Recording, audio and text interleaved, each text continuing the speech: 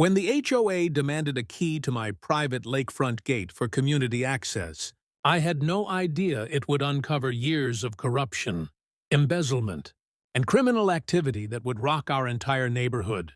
Would you believe the path to justice began with a simple padlock? I still remember the exact moment when my peaceful life at Cedar Lake turned into a nightmare. It was a bright Tuesday afternoon when the doorbell rang, interrupting my work-from-home schedule. I wasn't expecting anyone. Through the peephole, I spotted Jennifer Wilson, the Maple Springs HOA president, standing on my porch with her arms crossed. Her signature pearl necklace gleamed in the sunlight as she tapped her foot impatiently. I took a deep breath and opened the door. "Hello, Jennifer. What brings you here today?" I asked, trying to sound friendly despite our rocky history. She didn't bother with pleasantries. "The board had an emergency meeting last night about your new gate," she announced, her voice sharp enough to cut glass. "You've blocked the lake access path that everyone has used for decades." I blinked, genuinely confused. "That path is on my property. I checked the deed when I bought this house last year." "Well, that's why I'm here." Jennifer's smile didn't reach her eyes. "The board voted unanimously. You need to provide us with a key to your gate immediately. Homeowners are complaining they have to walk an extra 10 minutes around to reach the lake." My stomach tightened. I had installed that gate after finding beer cans and trash on my property 3 weekends in a row. People had been treating my yard like a public park. "Jennifer, I'm sorry, but I checked with the county. The property maps clearly show that path is private. It belongs to me. It's not a community shortcut." Her face flushed red. "That path has been used by residents since before you were born. There's such a thing as established use, you know." "Actually," I countered, "I spoke with my lawyer before installing the gate. There's no easement on my deed, and posting no trespassing signs for the past 6 months prevents any claim of established use." Jennifer's eyes narrowed dangerously. "The HOA bylaws state that all homeowners must maintain community aesthetics and access. Your gate violates Section 7. Section 7 covers community property," I replied, grateful I'd read the entire boring document when I moved in. "My land isn't community property." Jennifer stepped closer, lowering her voice. "Listen carefully. The board has ways of making things very uncomfortable for difficult homeowners. Last year, David Thompson fought us on his fence height. He ended up with $122,000 in fines and a lien on his house. Just give us the key, and this all goes away." A chill ran down my spine. Was she threatening me? "I think we're done here, Jennifer. If the HOA wants to discuss this further, you can contact my attorney." I handed her my lawyer's business card and gently closed the door as she sputtered in outrage. Through the window, I watched her storm down my front path. Phone already pressed to her ear, I immediately called my lawyer and explained the situation. "Document everything," he advised. "If they keep pushing, we'll need evidence." That night, I couldn't sleep. Around 11:30 p.m., my phone buzzed with a security alert. I grabbed it and froze. The app showed 3 figures at my back gate. I recognized Jennifer's distinctive blonde bob, along with Robert Davis, the HOA treasurer, and Michael Thompson, the facilities manager. Robert was holding something that glinted in the security light. Was that a bolt cutter? I hit record on the app and called the police. "There are people attempting to break into my property," I told the dispatcher, my voice shaking. By the time I threw on clothes and hurried downstairs, my doorbell rang again. A police officer stood there, flashlight in hand. "I'm Officer James," he said. "We got a call about trespassers." I showed him the security footage, still recording. "That's the HOA board members trying to break my lock." Officer James frowned. "Let's go take a look." We walked around to my back gate.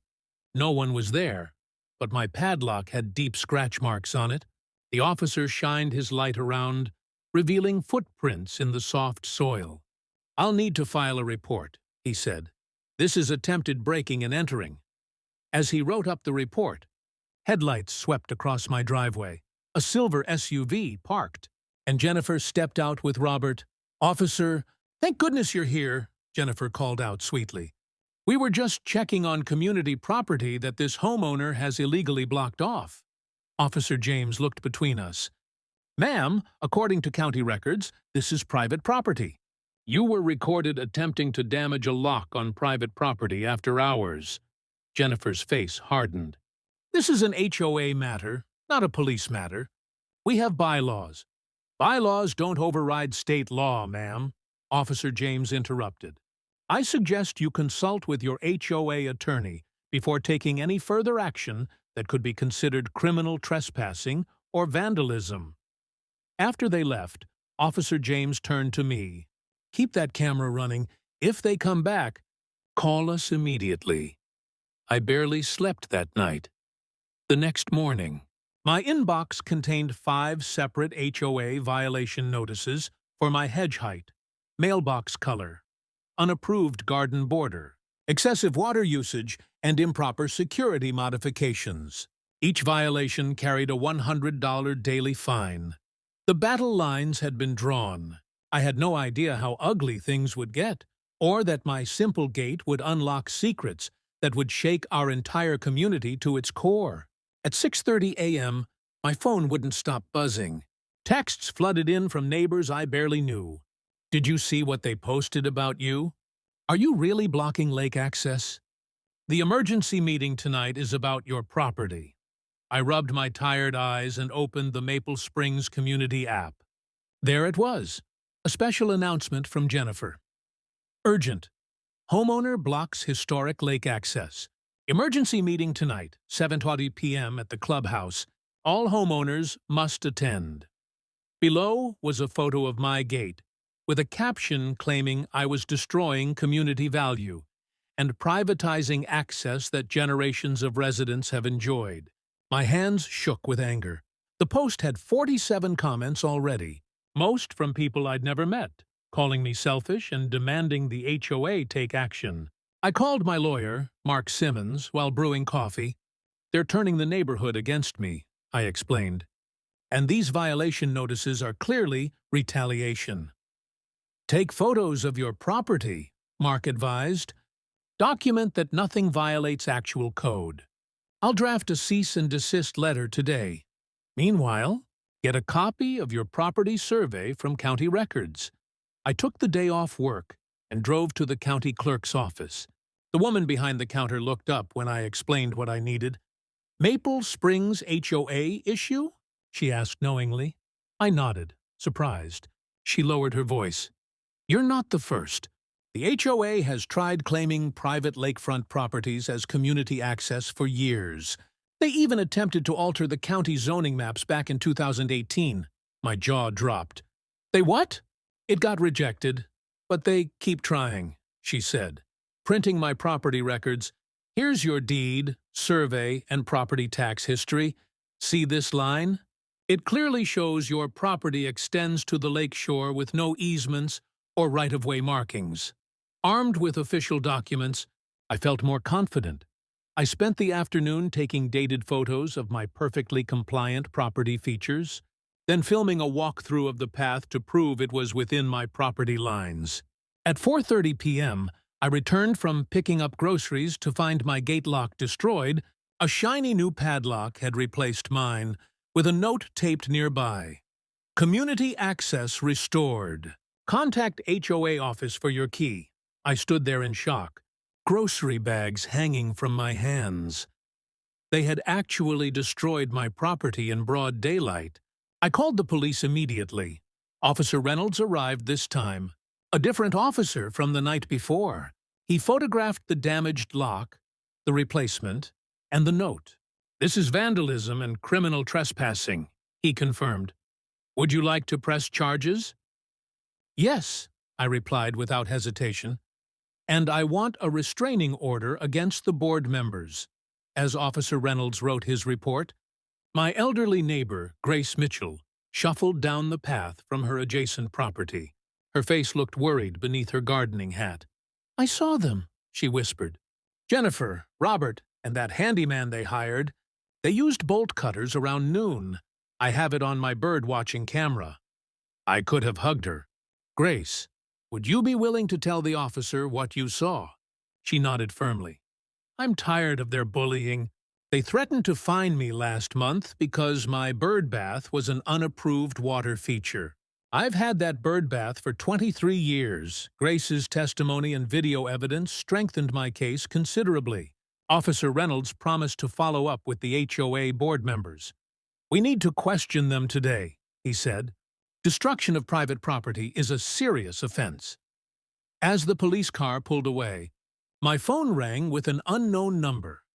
This is Robert Davis, said the tense voice of the HOA treasurer. You've made a serious mistake involving the police. We're prepared to forgive the gate issue if you drop the charges immediately. You destroyed my property, I replied. That's a crime, not an HOA violation. Listen carefully. Robert's voice dropped lower. Jennifer knows people at your workplace. Your manager plays golf with her husband every Sunday. Think about what matters more, a stupid gate or your career. The threat hung in the air between us. I ended the call without responding, my hands shaking again.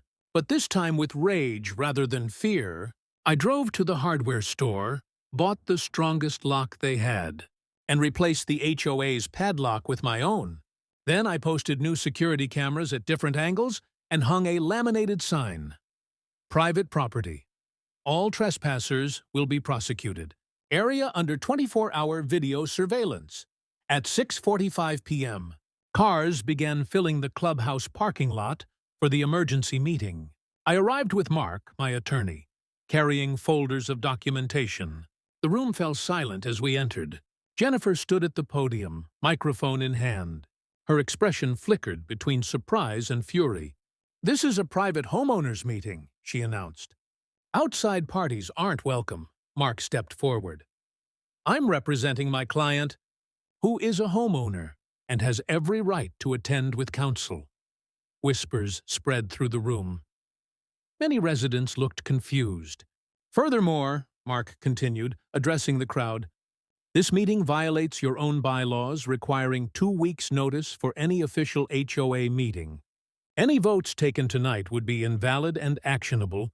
Jennifer's knuckles whitened around the microphone. We're simply having an informational discussion about community access. A loud knock interrupted her. Officer Reynolds entered with 2 other police officers. Jennifer Wilson, Robert Davis, and Michael Thompson, Officer Reynolds called out. We need to speak with you regarding an incident of property destruction reported earlier today. The room erupted into chaos. Residents started shouting questions. Someone near me muttered, They never told us that path was private property. As the police escorted the board members outside, I noticed Grace slip me a folded paper. I opened it discreetly. Check the HOA financial reports, her shaky handwriting read. Lake access line item, $45,000 last year. Where did the money go? No maintenance was done. I looked up at Grace, who nodded gravely. Suddenly, I realized this fight wasn't just about my gate anymore. Something much bigger was hiding behind that lock. My phone rang at 6:30 a.m. It was Grace, my elderly neighbor who lived 3 doors down. They're outside your house, she whispered. Jennifer and the whole HOA board. They look angry. I peered through my blinds and saw them. 5 people in business casual clothes huddled on my driveway. Blocking my car, Jennifer stood in front, arms crossed, tapping her foot impatiently. Thanks for the warning, Grace, I said, my stomach twisting into knots. I needed to get to work. But this confrontation was unavoidable. I grabbed my phone, opened the recording app, and pressed record. Something told me I'd need evidence of whatever was about to happen. With a deep breath, I stepped outside into the cool morning air. Good morning, I said calmly, though my heart was racing. Is there a reason you're all blocking my driveway? Jennifer stepped forward, her perfect blonde bob not moving an inch despite the breeze. Remove that police report immediately, she demanded, voice low and threatening. The board has unanimously decided that your actions are hostile to community interests. What that means, added Robert, the treasurer, whose round glasses couldn't hide his cold eyes, is that we're giving you one chance to be reasonable before this gets unpleasant. I held my phone visibly, making sure they saw it was recording. Are you threatening me? Because that's what it sounds like. We're protecting community interests, Robert replied, adjusting his tie. That path has been used for 20 years. It's a tradition. Not legally, I countered. And not anymore. The property survey clearly shows. Nobody cares about your survey, Jennifer snapped, stepping closer. Do you have any idea who I am in this community? My husband plays golf with the mayor. I chair 3 charity committees. The others nodded solemnly, as if her social status somehow changed property law. That's wonderful, I replied evenly. But it doesn't give you the right to break into my property or install locks on my gate. A red-faced man I recognized as Doug, the landscaping committee head, jabbed a finger toward me. You're making powerful enemies here. Think about what that means for your future in Maple Springs. I'm going to be late for work, I said, walking toward my car. Please move aside. They reluctantly parted, but Jennifer wasn't finished. She handed me an official-looking envelope. Special assessment, the board voted last night. Your property requires additional security measures due to your difficulties. $500 due by Friday. I took the envelope without opening it. My lawyer will be reviewing this now, if you'll excuse me. As I drove away, I watched them in my rearview mirror, huddled together and whispering. My hands shook on the steering wheel. This wasn't just about a gate anymore. At work, I could barely focus. During lunch, I called my lawyer and forwarded the recording, then called Officer Reynolds to update him on the situation. They can't issue special assessments targeted at specific homeowners, my lawyer explained. That's discriminatory enforcement. Keep documenting everything. I was just finishing up a project when my phone lit up with messages, 12 texts from neighbors, all saying the same thing. Emergency HOA meeting tonight at 7:01 p.m. The strange part? I hadn't received any notification, despite being a homeowner. Grace called me, her voice trembling. I just got back from my doctor's appointment, and there are signs all over the neighborhood about an emergency meeting. But when I called Jennifer to ask what it was about, she said it was for homeowners in good standing only. A chill ran down my spine. What are they planning, Grace? I don't know, she whispered. But Nate from down the street said they're voting on something big. He overheard Jennifer on the phone saying they needed to make an example. Then came the bombshell.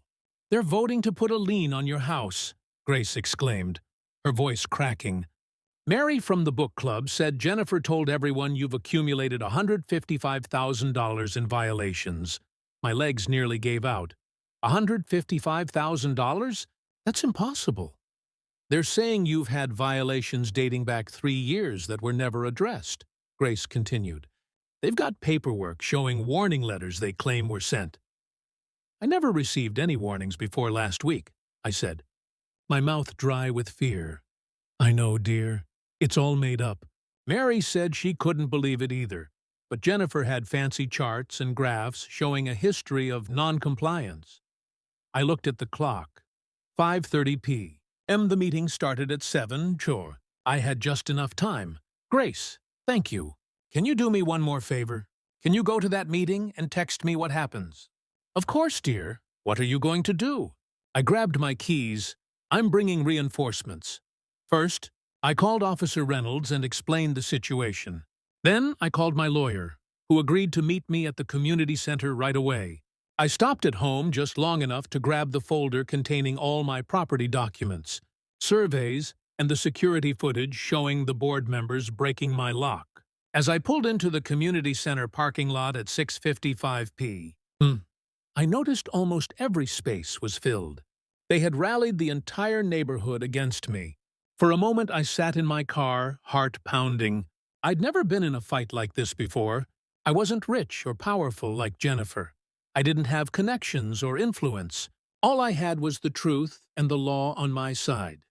Would that be enough? My phone buzzed with a text from Grace. They're saying terrible things about you. Jennifer is showing pictures of your gate and calling it hostile architecture. Grace's text read, Robert is talking about community property values dropping. People are getting worked up. Come quickly. I stepped out of my car just as my lawyer pulled up. Behind him was Officer Reynolds in his patrol car. Lights off, but unmistakably present. Ready? My lawyer asked, briefcase in hand. I took a deep breath and nodded. Let's go set the record straight. The community center fell silent when we walked in. Over 50 neighbors sat in folding chairs, all eyes turning to stare at us. Jennifer stood at the front beside a projector screen showing a close-up photo of my gate with angry red circles drawn around it. Her smile vanished when she saw my lawyer. This is a private meeting, she announced loudly. For homeowners only. Perfect, I replied, my voice stronger than I felt. I am a homeowner, and these gentlemen are my guests. Officer Reynolds nodded politely to the crowd. Several people shifted uncomfortably in their seats. My lawyer stepped forward. Before you continue, I should inform everyone that this meeting violates your own HOA bylaws, which require a minimum of 2 weeks' notice for any official vote. Robert rushed to Jennifer's side, whispering urgently in her ear. Her face flushed red. This is an emergency session, she insisted. Special circumstances. What emergency? I asked, looking around the room. A gate that's been in place for months? Or is the emergency that the police are investigating criminal property damage by board members? Murmurs spread through the crowd. I could see confusion on many faces. My lawyer cleared his throat. Additionally, I have documented evidence of harassment, vandalism, fraudulent violations, and discriminatory enforcement targeting my client specifically. Jennifer banged a gavel I hadn't noticed before. This is out of order. We're here to discuss community access to the lake path, which has always been private property, I finished firmly. And I have the surveys and property records to prove it. I held up my folder. A man in the back row stood up. Jennifer, you told us this path was deeded to the community 20 years ago. Jennifer's eyes darted around the room. Well, there's been a traditional easement. No easement exists in the county records, my lawyer interrupted. We checked thoroughly. Officer Reynolds chose this moment to step forward. If I might add something, his calm, authoritative voice quieted the room instantly. I'm currently investigating a case of criminal trespassing and vandalism at this property owner's gate. We have security footage and physical evidence. He held up a plastic evidence bag containing the destroyed pieces of my original lock. We have fingerprints, he said simply. The room erupted. Neighbors turned to each other in shock. A woman near the front stood up angrily. You said this homeowner was vandalizing community property, she shouted at Jennifer. You never said anything about this being private land. Jennifer pounded her gavel desperately. Order. We need order. But the meeting was dissolving into chaos. My neighbor Thomas, a quiet accountant I'd barely spoken to before, approached me. Is it true they broke into your property? He asked, looking troubled. I nodded and showed him the security footage on my phone. His eyes widened. They told everyone you were trying to block lake access that had been community property for decades, he said. They even added $50 to our quarterly dues last year for lake path maintenance. Something clicked in my mind.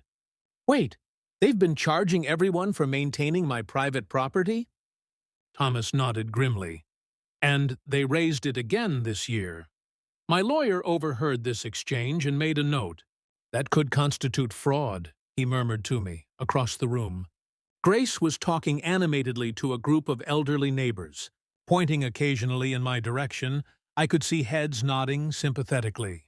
Jennifer, seeing she was losing control, tried a new tactic. This is exactly what happens when outsiders move into established communities, she shouted over the noise. They don't respect our traditions. The room quieted slightly as people turned to look at me. It was a desperate play to the community's fear of change. I took a deep breath and spoke clearly so everyone could hear. I'm not an outsider trying to change things. I'm a homeowner protecting my legal property rights, and I've discovered that your board has been charging all of you for access to and maintenance of property they don't own. Robert leaped up. That's a lie. We have— He stopped abruptly, looking at Jennifer for help. We have documentation, Jennifer finished weakly. Show us, called several voices at once. Officer Reynolds stepped forward again. Actually, I'd be very interested in seeing that documentation as well. It could be relevant to our investigation. Jennifer's face had turned ashen. This meeting is adjourned, she declared, gathering her papers hastily. But it was too late. The damage was done.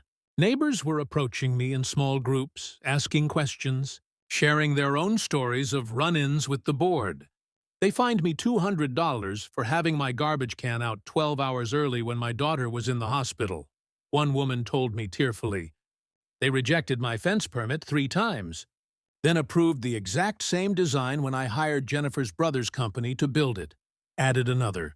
As the crowd thinned, Thomas approached me again, this time with a serious expression. I'm an accountant, he said quietly, and I've always wondered about the HOA finances. They haven't published detailed statements in years, just summaries.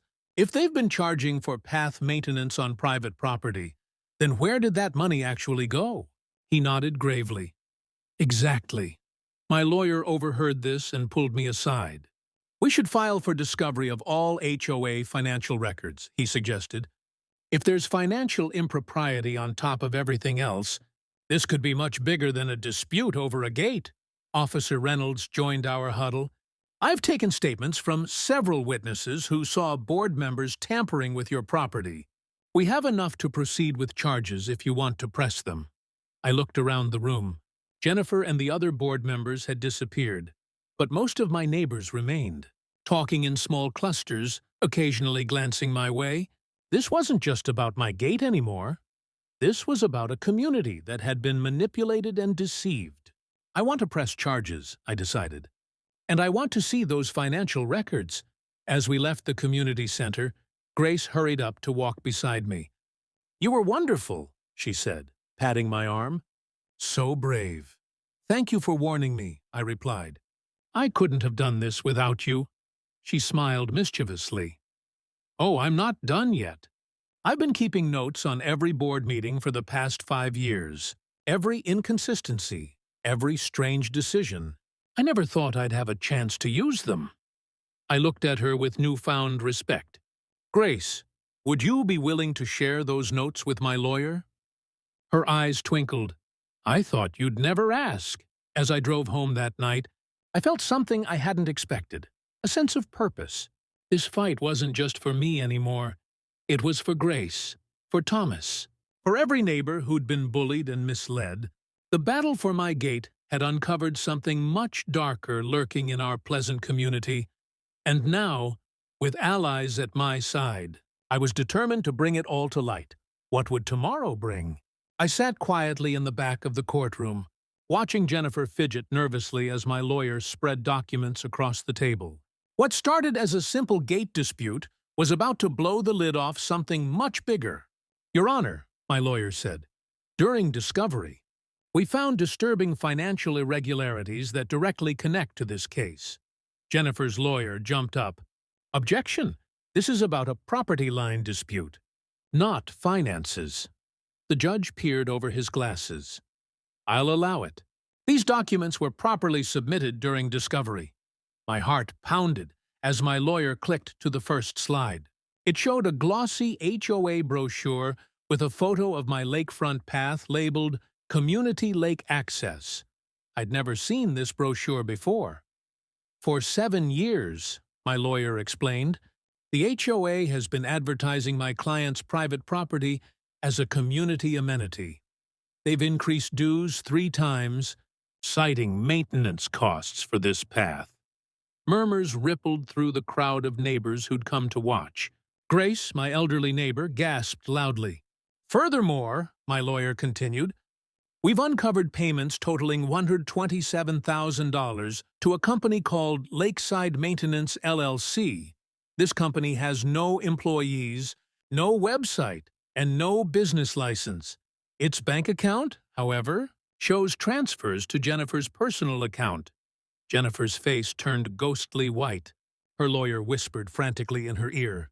Robert, the HOA treasurer, slumped in his seat. Outside, during the recess, neighbors surrounded me. They raised our dues $200 last year for that path, Thomas said, his face red with anger. I had to pick up an extra shift each month to afford it. Grace touched my arm, her eyes teary. When my husband died, I fell behind on dues. Jennifer threatened to foreclose on my house over $340. Now I know why they needed the money so badly. Detective Wilson approached with a thick folder. We've been investigating the HOA board for 3 months based on tax irregularities. Your case just gave us the final pieces we needed. When court resumed, Jennifer's lawyer requested a private meeting with the judge. 20 minutes later, the judge returned. Based on new information, the district attorney is filing criminal charges against Jennifer Lewis, Robert Thompson, and Diane Miller for embezzlement, fraud, and criminal conspiracy. Court officers will take them into custody. As Jennifer was led away in handcuffs, she locked eyes with me. "This isn't over," she hissed. That evening, news vans lined our street. My phone rang constantly. The story had caught fire. A small gate dispute had uncovered years of corruption. A court-appointed administrator called an emergency HOA meeting the following week. The community center was packed. People stood along the walls, their faces showing a mix of anger and disbelief. The administrator laid out the full scope of the fraud. Beyond the path issue, the board had created 6 fake vendor companies that billed for work never performed. They'd skimmed from the reserve fund. They'd even taken kickbacks from the actual landscaping company. What happens now? Someone shouted, "First, we'll elect a new board. Second, we'll conduct a full audit to see if funds can be recovered. Third, we'll review all violation notices from the past 3 years, as many appear to be retaliatory or fraudulent." My neighbor Thomas stood up. "I propose we nominate Grace for the new board. She questioned their spending last year, and they nearly ruined her." Grace blushed as people clapped. "I'll do it if someone helps me learn the financial parts." "I'm an accountant," said a man I'd never met. "I'll help." As the meeting continued, I slipped outside for fresh air. Detective Wilson followed me. "You should know," he said quietly. We found a journal in Jennifer's home office. She had a list of problem homeowners with plans to force them out. Your name was at the top, with notes about catching you on violations until you'd be forced to sell. I shivered despite the warm evening. Why me? I hardly knew her before the gate issue. Your property is the largest on the lake. According to her notes, she has bonding with a developer. They had plans. From inside, I heard cheering. Looking through the window, I saw Grace standing at the podium, her thin shoulders straight with new confidence. The detective handed me a business card. "The DA will call you tomorrow. This case goes deeper than anyone realized. People in high places were involved. Are you ready for that?" I thought of Grace nearly losing her home, of Thomas working extra shifts, of the countless neighbors who'd been bullied and cheated. "Yes," I said, watching the sunset reflect off the lake that had started it all. Some gates need to stay closed, but the truth, that gate needed to swing wide open. 6 months passed in a whirlwind of depositions, interviews, and court appearances. I'd never planned to become the center of a case that made national news. But here I was, sitting in the district attorney's office, reviewing my testimony one final time. "You've been incredibly helpful." M.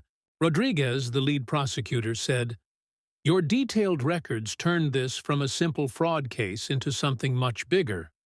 I nodded, thinking back to my grandfather's advice about keeping everything in writing. I never expected my habit of saving emails would expose corruption in the city council. She smiled grimly. The connection between Jennifer, Councilman Walsh, and Walsh Development Company would have stayed hidden if you hadn't pushed back on that gate. Outside, spring had arrived at Maple Springs community. Fresh flowers lined the pathways. New play equipment gleamed in the common area. The community center sported a fresh coat of paint. As I walked home, neighbors waved and called greetings. The same people who'd avoided eye contact a year ago now stopped to chat. Thomas jogged over from his yard. "Did you hear?" The recovery company found another account. "We're getting back almost 60% of the stolen funds." "That's amazing. What will the new board do with it?" Thomas grinned. Grace proposed a real community lake access on the north side. "It'll be nicer than your path ever was. No offense." "None taken," I laughed. At home, I found an official letter from the court. The restitution hearing had been scheduled. Jennifer, Robert, and Diane had all taken plea deals, avoiding jail time but agreeing to significant community service and repayment plans. My doorbell rang. Grace stood there with a folder and a basket of muffins. "Board meeting prep," she explained, setting down the muffins. "I never thanked you properly for what you—" "You're the one who stepped up to lead," I interrupted. She shook her head. "For showing me that standing up for what's right matters. I was so scared of them for years that I just paid whatever they demanded. Now I'm helping run things." We spread the documents across my kitchen table. The new board had established clear, fair processes. Violations now required photographic evidence and board review. Financial statements were posted monthly. Every vendor contract had been rebid. "How's your gate doing?" Grace asked with a twinkle in her eye. "Wonderful. Quiet. Boring. Exactly as a gate should be." Later that afternoon, as Grace left, I noticed a moving truck at Jennifer's old house. Her family had relocated after the scandal broke. A young couple with 2 children were directing movers. The little girl spotted me and waved enthusiastically. Despite everything, I felt hopeful for these newcomers.